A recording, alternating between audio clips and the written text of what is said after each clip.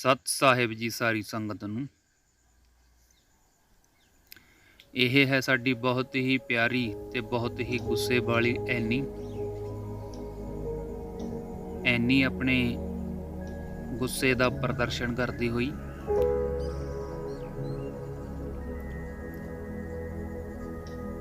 ਅੱਜ ਦਾ ਸਾਡਾ ਨਵਾਂ ਸਫ਼ਰ ਅੰਬਾਲਾ ਸ਼ਹਿਰ ਤੋਂ ਸ਼ੁਰੂ ਹੋ ਰਿਹਾ ਹੈ।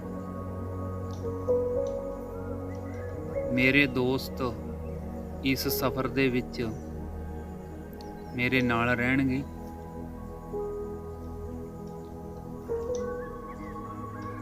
ਸਵੇਰ ਦਾ ਸਮਾਂ ਹੈ। ਮੌਸਮ ਦੇ ਵਿੱਚ ਬਹੁਤ ਜ਼ਿਆਦਾ ਗਰਮੀ ਹੈ, ਪਰ ਮੌਸਮ ਬਿਲਕੁਲ ਸਾਫ਼ ਹੈ। ਸਵੇਰ ਦਾ ਸਮਾਂ ਹੋਣ ਕਰਕੇ ਸ਼ਹਿਰ ਦੇ ਵਿੱਚ ਬਹੁਤਾ ਜ਼ਿਆਦਾ ਭੀੜ ਨਹੀਂ। ਅੱਜ ਤੁਹਾਨੂੰ ਸਤਿਗੁਰਾਂ ਦੇ ਇੱਕ ਹੋਰ ਬਹੁਤ ਹੀ ਸੁੰਦਰ ਸਥਾਨ ਦੇ ਦਰਸ਼ਨ ਕਰਵਾਉਣ ਲਈ ਲੈ ਕੇ ਜਾ ਰਹੇ ਹਾਂ।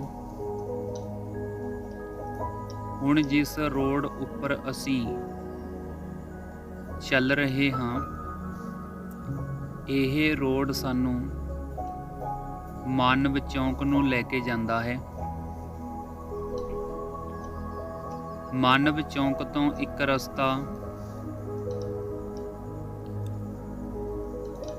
ਬੱਸ ਸਟੈਂਡ ਵੱਲ ਚਲਿਆ ਜਾਂਦਾ ਹੈ ਅਤੇ ਦੂਸਰਾ ਰਸਤਾ ਕੈਥਲ ਨਰਵਾਣਾ ਵੱਲ ਚਲਿਆ ਜਾਂਦਾ ਹੈ। ਸਾਹਮਣੇ ਤੁਹਾਨੂੰ ਮਾਨਵ ਚੌਂਕ ਨਜ਼ਰ ਆ ਰਿਹਾ ਹੈ।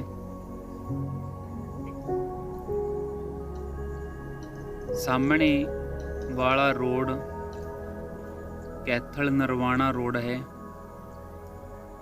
ਜਿਸ ਉੱਪਰ ਅਸੀਂ ਚੱਲ ਰਹੇ ਹਾਂ। ਅੰਬਾਲਾ ਸ਼ਹਿਰ ਲੰਘਣ ਤੋਂ ਬਾਅਦ ਅਗਲਾ ਛੋਟਾ ਜਿਹਾ ਕਸਬਾ ਬਲਾਣਾ ਆਉਂਦਾ ਹੈ।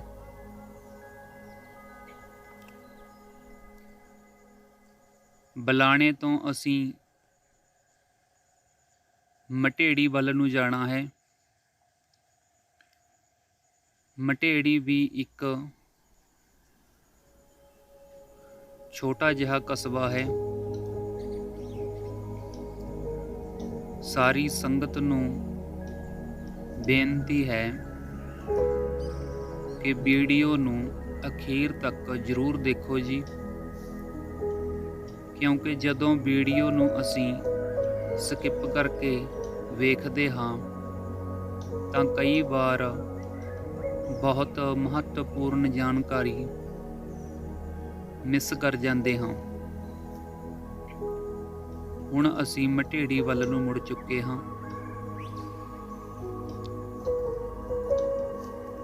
ਮਟੇੜੀ ਪਹੁੰਚਣ ਤੇ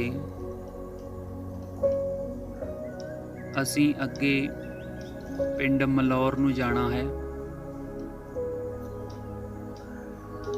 ਹੁਣ ਅਸੀਂ ਕਸਬਾ ਮਟੇੜੀ ਵਿੱਚ ਪਹੁੰਚ ਗਏ ਹਾਂ ਅਤੇ ਸੱਜੇ ਪਾਸੇ ਇਹ ਰਸਤਾ ਪਿੰਡ ਮਲੌਰ ਨੂੰ ਜਾਂਦਾ ਹੈ।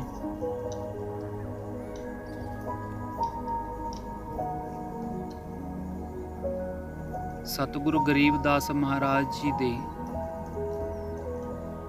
ਪਰਮ ਸ਼ਿਸ਼ ਸਤਿਗੁਰ ਸਹੀ ਰਾਮ ਜੀ ਮਹਾਰਾਜ ਜੀ ਦਾ ਸਥਾਨ ਮਲੌਰ ਵਿਖੇ ਬਣਿਆ ਹੋਇਆ ਹੈ, ਜਿਸ ਦੇ ਦਰਸ਼ਨ ਤੁਸੀਂ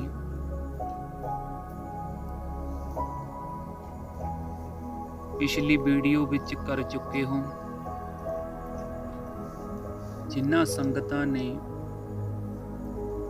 ਉਸ ਵੀਡੀਓ ਨੂੰ ਨਹੀਂ ਵੇਖਿਆ, ਉਹ ਚੈਨਲ ਸਤ ਸਾਹਿਬ ਦੜਬਾ ਤੇ ਜਾ ਕੇ ਦੁਬਾਰਾ ਵੇਖ ਸਕਦੇ ਹਨ।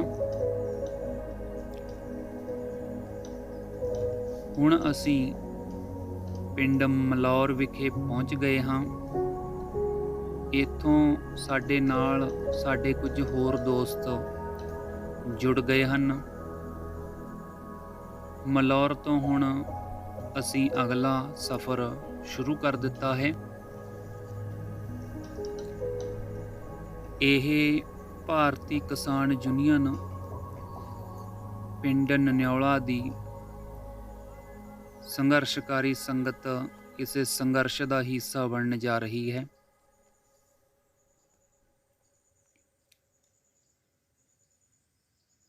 ਸਾਰੀ ਸੰਗਤ ਨੂੰ ਦੱਸ ਦਈਏ ਕਿ ਸਤਿਗੁਰੂ ਗਰੀਬਦਾਸ ਮਹਾਰਾਜ ਜੀ ਦੇ ਨਾਲ ਸੰਬੰਧਿਤ ਸਥਾਨ ਪੰਜਾਬ, ਹਰਿਆਣਾ, ਯੂਪੀ, ਹਿਮਾਚਲ, ਉੱਤਰਾਖੰਡ ਵਿੱਚ ਬਣੇ ਹੋਏ ਹਨ, ਜਿਨ੍ਹਾਂ ਨੂੰ ਅਸੀਂ ਪਹਿਲਾਂ ਵੀ ਪਿਛਲੀਆਂ ਵੀਡੀਓਜ਼ ਦੇ ਵਿੱਚ ਕਵਰ ਕਰ ਚੁੱਕੇ ਹਾਂ ਅਤੇ ਜੋ ਸਥਾਨ ਬਾਕੀ ਰਹਿ ਗਏ ਹਨ ਉਹਨਾਂ ਨੂੰ ਅਸੀਂ ਆਉਣ ਵਾਲੀਆਂ ਵੀਡੀਓਜ਼ ਦੇ ਵਿੱਚ ਕਵਰ ਕਰਨ ਦਾ ਉਪਰਾਲਾ ਜਾਰੀ ਰੱਖਾਂਗੇ ਜੀ। ਹੁਣ ਅਸੀਂ ਦੁਬਾਰਾ ਮਟੇੜੀ ਪਹੁੰਚ ਗਏ ਹਾਂ ਅਤੇ ਫਿਰ ਤੋਂ ਅੰਬਾਲਾ ਚੰਡੀਗੜ੍ਹ ਰੋਡ ਦੇ ਉੱਪਰ ਆ ਗਏ ਹਾਂ।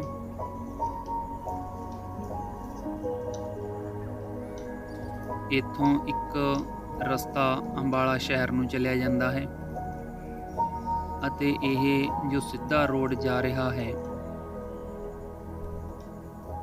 ਇਹ ਚੰਡੀਗੜ੍ਹ ਨੂੰ ਆਪਸ ਦੇ ਵਿੱਚ ਕਨੈਕਟ ਕਰਦਾ ਹੈ।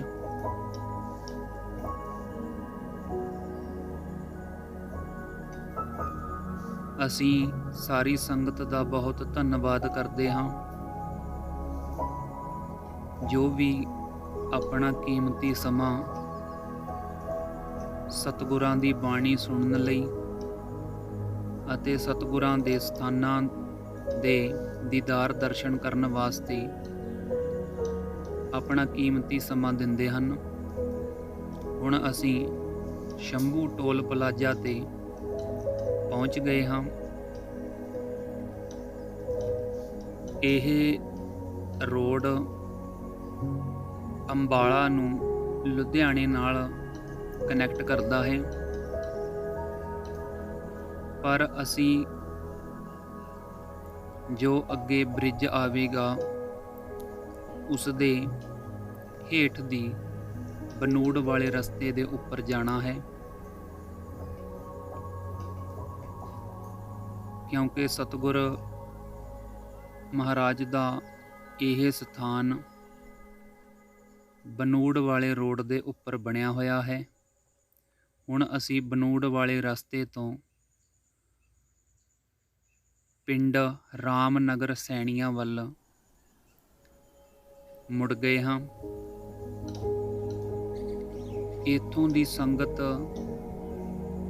ਦੱਸਦੀ ਹੈ ਕਿ ਇਸ ਇਲਾਕੇ ਦਾ ਜੋ ਜ਼ਮੀਨੀ ਪਾਣੀ ਹੈ ਉਹ ਫਸਲਾਂ ਲਈ ਬਹੁਤਾ ਜ਼ਿਆਦਾ ਲਾਹੇਵੰਦ ਨਹੀਂ ਹੈ। ਇਸ ਕਰਕੇ ਇਸ ਇਲਾਕੇ ਵਿੱਚ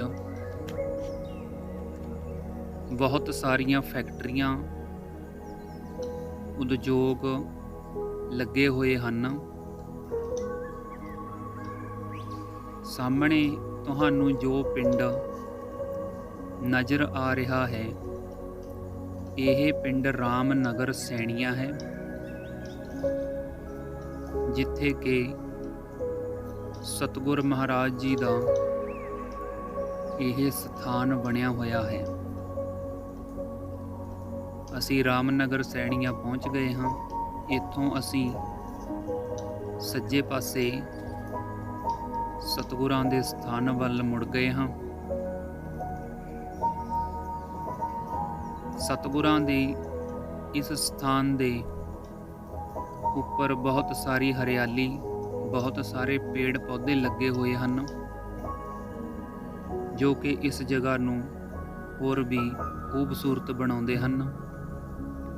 ਹੁਣ ਅਸੀਂ ਸਤਿਗੁਰਾਂ ਦੇ ਸਥਾਨ ਦੇ ਉੱਪਰ ਪਹੁੰਚ ਗਏ ਹਾਂ। ਤੁਹਾਨੂੰ ਸਤਿਗੁਰਾਂ ਦੇ ਇਸ ਸਥਾਨ ਦੇ ਅੰਦਰ ਦੇ ਦਰਸ਼ਨ ਕਰਵਾਉਂਦੇ ਹਾਂ। ਮੈਂ ਇਸ ਜਗ੍ਹਾ ਉੱਪਰ ਦੂਸਰੀ ਵਾਰ ਦਰਸ਼ਨ ਕਰਨ ਲਈ ਆਇਆ ਹਾਂ। ਮੈਂ ਇੱਥੇ ਕਰੀਬ 10 ਤੋਂ 12 ਸਾਲ ਪਹਿਲਾਂ ਆਇਆ ਸੀ। ਇਹ ਸੰਤਾਂ ਦੀ ਰਿਹਾਇਸ਼ ਲਈ ਕੁਝ ਕਮਰੇ ਬਣਾਏ ਗਏ ਹਨ।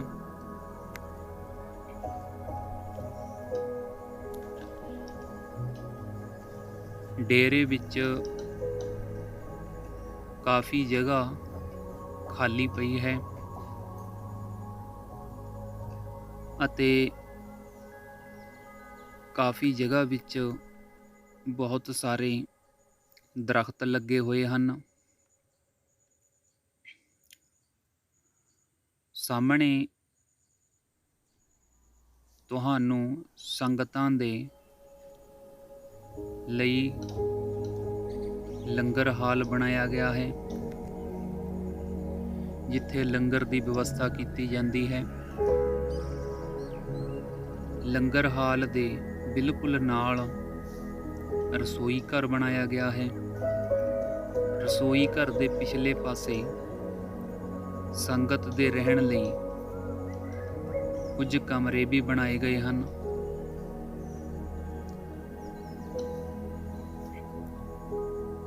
ਅਤੇ ਇਸ ਦੇ ਦੂਸਰੇ ਪਾਸੇ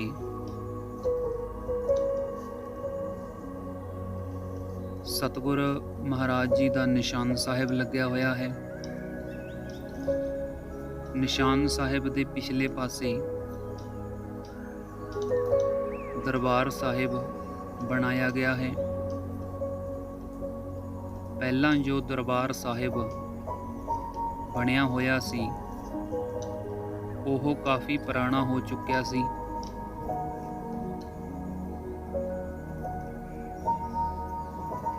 ਇਸ ਕਰਕੇ ਇਹ ਨਵੇਂ ਦਰਬਾਰ ਸਾਹਿਬ ਦੀ ਸੇਵਾ ਕੀਤੀ ਗਈ ਹੈ। ਇਸ ਸਥਾਨ ਦੀ ਸੇਵਾ ਸੰਭਾਲ ਸਵਾਮੀ ਸਰਵਾਨੰਦ ਮਹਾਰਾਜ ਜੀ ਕਰ ਰਹੇ ਹਨ। ਹੁਣ ਤੁਹਾਨੂੰ ਦਰਬਾਰ ਸਾਹਿਬ ਦੇ ਅੰਦਰ ਦਾ ਦ੍ਰਿਸ਼ ਦਿਖਾਉਂਦੇ ਹਾਂ।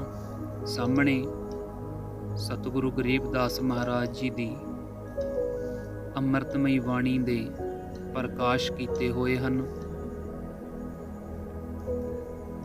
ਇੱਧਰ ਦੀਵਾਰ ਉੱਪਰ ਸੰਤ ਮੁਖਤਿਆਰ ਦਾਸ ਜੀ ਮਹਾਰਾਜ ਜੀ ਦੀ ਤਸਵੀਰ ਲੱਗੀ ਹੋਈ ਹੈ, ਜਿਨ੍ਹਾਂ ਨੇ ਇੱਥੇ ਕਾਫੀ ਸੇਵਾ ਨਿਭਾਈ ਹੈ।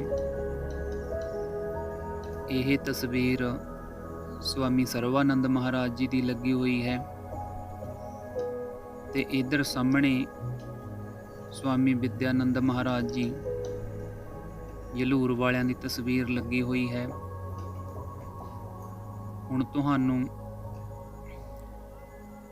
ਦਰਬਾਰ ਸਾਹਿਬ ਦੇ ਦੂਸਰੇ ਪਾਸੇ ਦੇ ਦਰਸ਼ਨ ਕਰਵਾਉਂਦੇ ਹਾਂ। ਸਵਾਮੀ ਸਰਵਾਨੰਦ ਮਹਾਰਾਜ ਜੀ ਸਵਾਮੀ ਵਿਦਿਆਨੰਦ ਮਹਾਰਾਜ ਜੀ ਜਲੂਰ ਵਾਲਿਆਂ ਦੇ ਪਰਮ ਸ਼ਿਸ਼ ਹਨ। ਸਵਾਮੀ ਸਰਵਾਨੰਦ ਮਹਾਰਾਜ ਜੀ ਇਸ ਸਥਾਨ ਦੇ ਉੱਪਰ 20 ਸਾਲਾਂ ਤੋਂ ਵੀ ਉੱਪਰ ਆਪਣੀ ਸੇਵਾ ਨਿਭਾਉਂਦੇ ਆ ਰਹੇ ਹਨ। ਸਵਾਮੀ ਸਰਵਾਨੰਦ ਮਹਾਰਾਜ ਜੀ ਦੱਸਦੇ ਹਨ ਕਿ ਇਸ ਸਥਾਨ ਉੱਪਰ ਬਹੁਤ ਸਾਰੇ ਸੰਤਾਂ ਨੇ ਬਹੁਤ ਕਠਿਨ ਤਪ ਕੀਤਾ ਹੈ ਅਤੇ ਇਸ ਸਥਾਨ ਦੀ ਸਾਂਭ ਸੰਭਾਲ ਕੀਤੀ ਹੈ। ਇਹਨਾਂ ਸੰਤਾਂ ਦੀ ਇਸ ਨਗਰ ਉੱਪਰ ਬਹੁਤ ਅਪਾਰ ਕਿਰਪਾ ਹੈ ਅਤੇ ਇਸ ਪਾਸੇ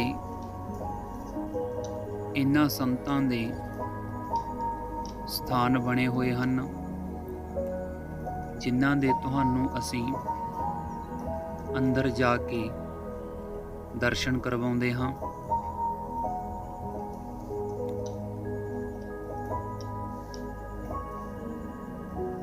ਆਜੋ ਤੁਹਾਨੂੰ ਅੰਦਰ ਦੇ ਸਥਾਨਾਂ ਦੇ ਦਰਸ਼ਨ ਕਰਵਾਉਂਦੇ ਹਾਂ। ਇਹ ਤੁਹਾਡੇ ਸਾਹਮਣੇ ਵਿਚਕਾਰ ਸੀਤਲਦਾਸ ਮਹਾਰਾਜ ਜੀ ਦਾ ਸਥਾਨ, ਉਸ ਦੇ ਆਲੇ ਦੁਆਲੇ ਉਹਨਾਂ ਦੇ ਸ਼ਿਸ਼ ਸੁਖਾਨੰਦ ਤੇ ਸਹਿਜਾਨੰਦ ਜੀ ਦਾ ਸਥਾਨ। ਉਧਰ ਦੂਸਰੇ ਪਾਸੇ ਸਾਹਿਬਦਾਸ ਮਹਾਰਾਜ ਜੀ ਦਾ ਸਥਾਨ ਹੈ, ਜਿਨ੍ਹਾਂ ਨੇ ਇੱਥੇ ਬਹੁਤ ਲੰਬਾ ਸਮਾਂ ਬਹੁਤ ਕਠਿਨ ਤਪੱਸਿਆ ਕੀਤੀ ਅਤੇ ਇੱਥੇ ਆਪਣੀ ਸੇਵਾ ਨਿਭਾਈ। ਇਸ ਤੋਂ ਅੱਗੇ ਬਾਹਰਲੇ ਪਾਸੇ ਇਹ ਸੰਤ ਰਘੁਵਰ ਦਾਸ ਜੀ ਦਾ ਸਥਾਨ ਬਣਿਆ ਹੋਇਆ ਹੈ। ਇਸ ਤੋਂ ਅਗਲਾ ਸਥਾਨ ਜੋ ਅੰਦਰ ਬਣਿਆ ਹੋਇਆ ਹੈ, ਜਿੱਥੇ ਸੰਗਤ ਸੇਵਾ ਕਰ ਰਹੀ ਹੈ, ਇਹਨਾਂ ਸੰਤਾਂ ਨੂੰ ਨਾਥ ਜੀ ਕਹਿ ਕੇ ਸੰਬੋਧਨ ਕੀਤਾ ਜਾਂਦਾ ਸੀ। ਸੋ ਇਹਨਾਂ ਸਾਰੇ ਸੰਤਾਂ ਨੇ ਇੱਥੇ ਆਪਣੀ ਆਪਣੀ ਸੇਵਾ ਨਿਭਾਈ ਹੈ। ਸਾਰੀ ਸੰਗਤ ਨੂੰ ਬੇਨਤੀ ਹੈ ਕਿ ਜਦੋਂ ਵੀ ਤੁਸੀਂ ਬਨੂੜ ਵਾਲੇ ਪਾਸੇ ਆਵੋ ਤਾਂ ਇਸ ਸਥਾਨ ਦੇ ਜ਼ਰੂਰ ਦਰਸ਼ਨ ਕਰੋ ਜੀ। ਮੇਰੇ ਵੱਲੋਂ ਸਾਰੀ ਸੰਗਤ ਨੂੰ ਸਤਿ ਸਾਹਿਬ।